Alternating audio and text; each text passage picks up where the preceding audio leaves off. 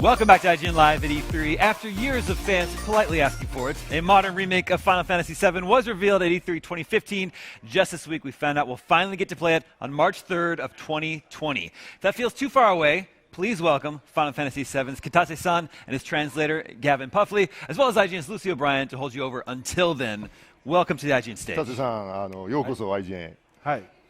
First of all, Great. let me just say, it's so nice to finally have a release date and know we're finally going to get to play this game in the not too distant future. I've been waiting so long. いやー、私も待ちくたびれたんですよ。まずこのゲームがプレイできるその発売日が発表されるときもすごく安心してるんですよ。やっぱそんなに遠くないしね、発売日が。はい。そうですね。我々もね、やっとね発売日発表できて非常にね嬉しく思います。で、まあただねまだ開発はね開発真っ最中ですので、ちゃんとね発売日に向けて完成できるようね非常にね開発を頑張っています。No, I mean, we really are delighted to be able to announce the release date of the game. But having said that, we are still very much involved in the development. That's still going right on, and we're going to be pushing ourselves to make that release date and get it out on time.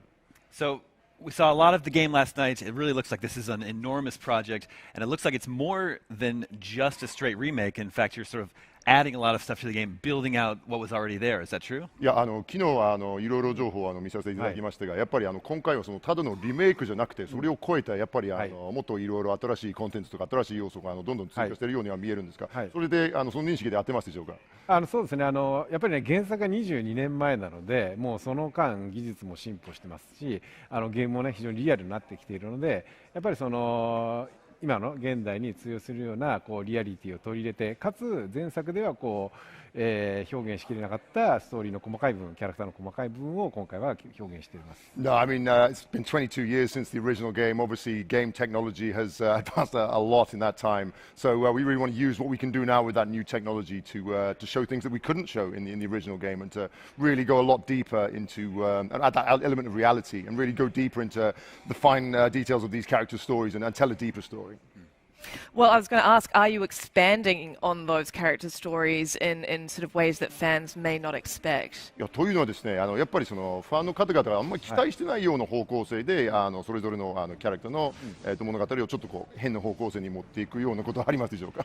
それは原作でやっぱり支えてくれたファンの思いが裏切らないように、やっぱりその原作に原作で良かった部分はもちろんその残しつつ、逆に原作が発売後に例えば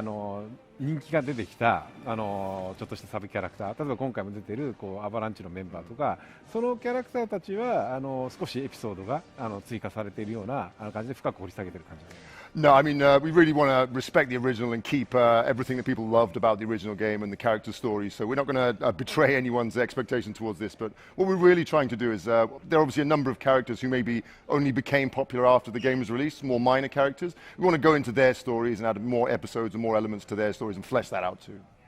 We're seeing some of the combat system here. Can you talk to how you approached sort of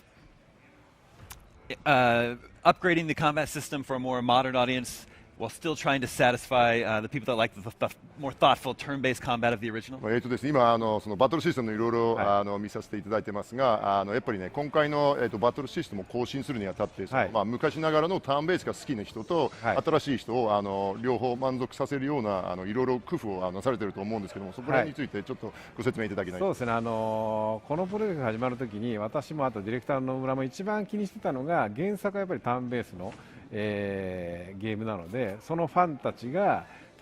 と今のやっぱりトレンドとしてのアクション要素というのをいかに融合させるかというのは非常に気を使ってました。No, I mean that was the really big point for when myself and Mr. Nomura, our director, sat down to discuss how we were going to make the battle system for this game. That obviously the original game was a turn-based combat system, but we want to really combine that and merge that with the more modern action taste that kind of the modern players are expecting, and get a really good balance there. なので最初の手触りとしてのやっぱりその戦うであったり、もしくはガードしたり、回避したりっていう部分は非常にワンボタンでそのアクションゲームのようにダイレクトに操作するんですけども、やっぱりファイナルファンタジーの特徴として敵の弱点要素を見極めて魔法とかその属性を考えて攻撃するっていうのが非常に戦略的要素が特徴となっているので、そこはやっぱりしっかりと時間を止めて魔法を選んで攻略していくっていう要素がやっぱり戦略性も残っている。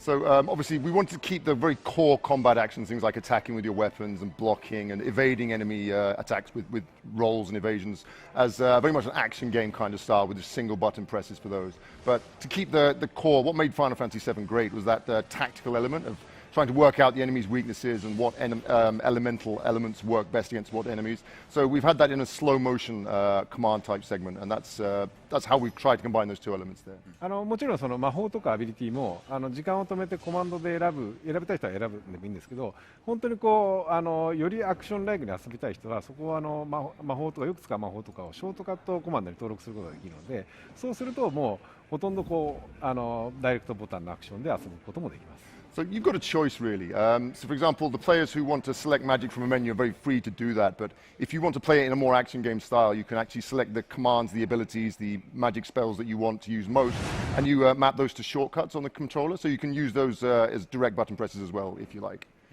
Now, it's a little preemptive, obviously, to talk about further games in this project, but the official line is that this is part one of a bigger project. Is that correct? ですね、こういう話するのはまだかなり早いかもしれないんですけども、そうですね、スクエニの会社レベルで言ってるのは、今回の作は新しいプロジェクトの1作目、こういうことでしょうね。はい、そうですね。ファイナルファンタジー7でのここ22年間でやっぱり特に最近20年間は結構リメイクの要望っていうのはファンからのリメイクの要望がすごく多くて、我々も今回制作着手する前はやっぱり着手する前も非常にこう膨大な当時のなんだろうなゲームと違って今のリアリティで表現制作するには非常に膨大なものにすごいなんだろうな一作で収まらないものっていうのは想像できていたんですけど、いざ本当に制作着手してみるとやっぱりそれはシナリオをやっぱり書いていく進んで非常に膨大なストーリーになるということが判明したので、今回はミッドガルっていう部分にフォーカスして、作品にすることにしました。Yeah, no, I mean, there's obviously been a lot of call from people from a very long time ago now to remake this game and redo it. And even from before, when we actually finalized that we were going to do this project, we've been thinking about how we might approach it. And yet, the sheer amount of volume that you had in those games from that era and trying to redo that with modern technology and the realism that the modern gamers expect, we obviously very quickly realized that it was going to be a huge amount of content, a massive volume of game there. So while we were looking into that, we decided that for the first game in the project, we very much wanted to focus on Midgar and what happens in Midgar. So that's really how the construction of this first game in the project came about. Interesting. So you were saying you wanted to take advantage of all the advances in technology over the past decades since the original release. Can you give us an example of anything you were able to add now that you weren't in the original? ですね、この、最初のオリジナル版の発売から20年間の間にゲームの開発技術がものすごい進展したっていうことをおっしゃったんですけども、具体的に言えばですね、やっぱり20年前に絶対にできなかったけど今回できた何かの要素どういうものがありますか？もう20年前なのでボイスもなければモーションキャプチャーの技術もなかったので、やっぱりこのボイスアクターでボイスが入ってそしてモーションキャプチャーで動きがリアルになってまたフェイシャルの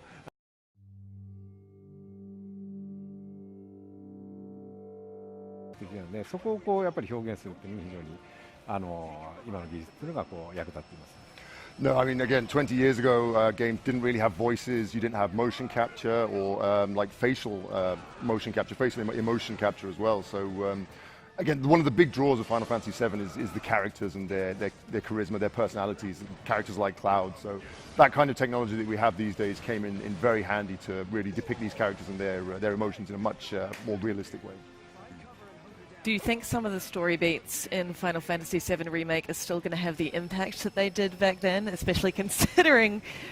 we were all traumatized? Yeah. ですその20年前の当時初めてセブンプレイした時にいろいろストーリーの展開を見てやっぱトラウマになるぐらい心打たれたシーンが数々ありましたけども、それは新しい時代の人たちがもしくはその当時プレイして大人になった人たちがもう一度プレイして同じように感動すると思われますでしょうか？もちろん今回のプロジェクトを始めたきっかけはやっぱり原作のやっぱり良さを最新のやっぱりグラフィックス特にアドベントチルドレンって続編があったと思うんですけどビジュアルでしっかりと原作を遊ばせたいっていうのがあったのでそういう意味では原作の当時になんだろう思ったそのストーリーのインパクトっていうのはやっぱりそれはそのままやっぱり表現したいなと思ってますけど。No, I mean, one of the big things about this project is we obviously, since the release of the original game, we had Advent Children, the animated movie, as a kind of sequel to the story. And a lot of people were saying we really want to play the original Final Fantasy VII Adventure with that kind of visuals. So that's one of the main ideas about what we're doing now. And I think with those new visuals, and obviously keeping the story with its emotional content and emotional impact the same, but having that new level of visual representation, it really will have the same kind of impact that it did back in the day. It's going to be devastating. いやーみんなやられちゃいますよ心が。Now, you also announced your English language voice cast this week. Very impressive cast. However, whenever I'm playing a Japanese game, given the opportunity, I prefer to play with the Japanese language track. So, will Final Fantasy VII Remake have a Japanese? ですね、今週、その英語版の声優陣も発表されたと思うんですけども、やっぱり僕個人な意見ですけども、やっぱり日本で作られたゲームをプレイするときにそのオリジナルな日本語ボイスでプレイしたいというのは僕の思考ですけども、今回はその英語版でも日本語ボイスがちゃんと入ってますでしょうか。そうですね、現状では日本語ボイスも実装する予定です。So you prefer to play the Japanese, okay? But yes, our current plans are indeed to include the Japanese voice track in the English version. That's great to hear. 聞いてよかったですね。容量が入ればね。If it'll fit into the volume of the data. まあでもブルーレイディスク2枚組なので多分大丈夫じゃないか。But no, it's on a 2 Blu-ray disc set, so I think we'll be okay for that. Okay, good. I'm excited. ワクワクです。Are you adding any new story beats? I guess if you examine the plot of the original and of the remake, are they one-to-one? ですね、そのオリジナル版と、リメイクを比べたらそのシーン一つ一つ比べていくと、やっぱり新しいストーリーの、新しいシーンとかビートとか入ったりするんですか？そうですね、やっぱりそのオリジナルのやっぱり原作のいいところはやっぱりいいところとして残して、例えば今回のトレーラーでもあってですね、マコーロをクラウドが見上げるシーンがあって原作にもあったシーンなので、原作にもあった印象的なシーンなんで、そういうところはやっぱり残しつつも、やっぱりよりなんていうかな、世界も細かく描いているので、より前作では描かれなかった部分も描いてますし、キャラクターのエピソードも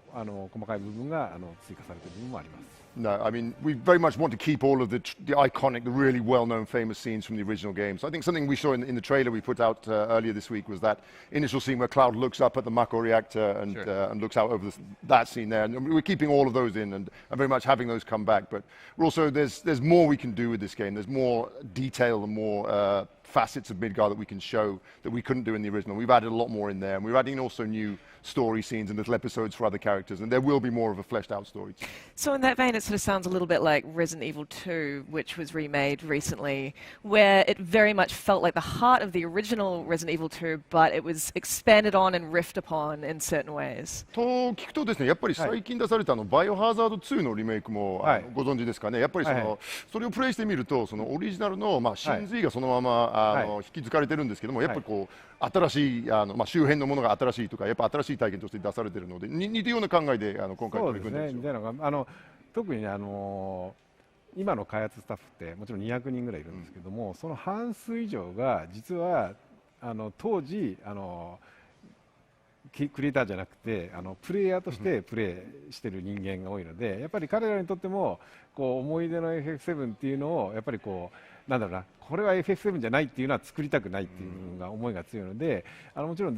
原作の原作リスペクトで変な改変はしないように作っていつつも、やっぱり自分たちが思う FF7 っていう新しい要素もそこに織り込んでるっていう部分で、うまくハイブリッドというか融合した作品になってるんじゃないかなと思います。No, I think in some ways it's very much like a hybrid of the old and the new there. Certainly because we've got a team of about over 200 developers working on the game, and I think over half of those people, when the original Final Fantasy VII came out, they weren't working in games at the time. They would have just played it as when they were a lot younger, obviously. So these people, they've got their own vision and their own idea of what Final Fantasy VII is and should be. And they really want to avoid taking any directions that don't feel right to them and their vision of Final Fantasy VII. But at the same time, they also want to add in the things that they think Final Fantasy VII should be and improve and polish those bits that they like the best. So it really is that kind of hybrid model. Well, like I said at the top of the show, it's just awesome to finally have a release date. We can look forward to finally playing the Final Fantasy VII Remake. Thank you so much for coming by the IGN stage. いや冒頭にも言いましたが、その実際にプレイできる日が告知されて、非常にワクワクしています。今日は来てくださって非常に